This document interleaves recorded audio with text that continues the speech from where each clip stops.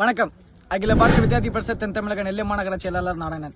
நம்ம தூத்துக்குடியில அண்ணா பல்கலைக்கழகத்தின் நேரடி வளாகமான விஓசி இன்ஜினியரிங் காலேஜ் ஆஃப் தூத்துக்குடியில மாணவிகள் தங்கியிருக்கும் விடுதியை சுத்தி மழை நீரானது தேங்கியிருக்கு. இது இன்னைக்கு நேரம் தேங்கல, ரொம்ப நாளா தேங்கியிருக்கு.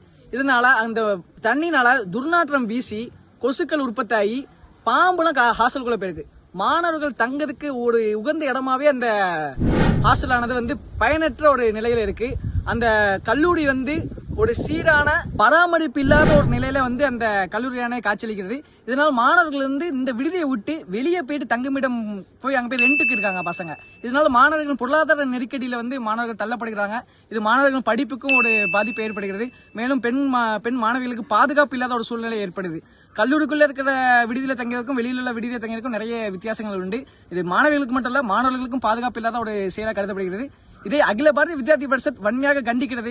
மேலும் அந்த பல்கலைக்கழகமாக இருக்கட்டும், அந்த கல்லூரி நிர்வாகமாக இருக்கட்டும், பல முறையிட்டும் இதை தீர்க்காத ஒரு நிலையாக இருக்கிறது. பல தலைவர்கள் வந்து இதுக்கு லெட்டர் கொடுத்திருக்காங்க. அந்த ஸ்டூடெண்ட்ஸும் முன்னிலிருந்து லெட்டர் கொடுத்தும் இதுக்கு ஒரு தீர்வு இல்லாத நிலையா இருக்கு.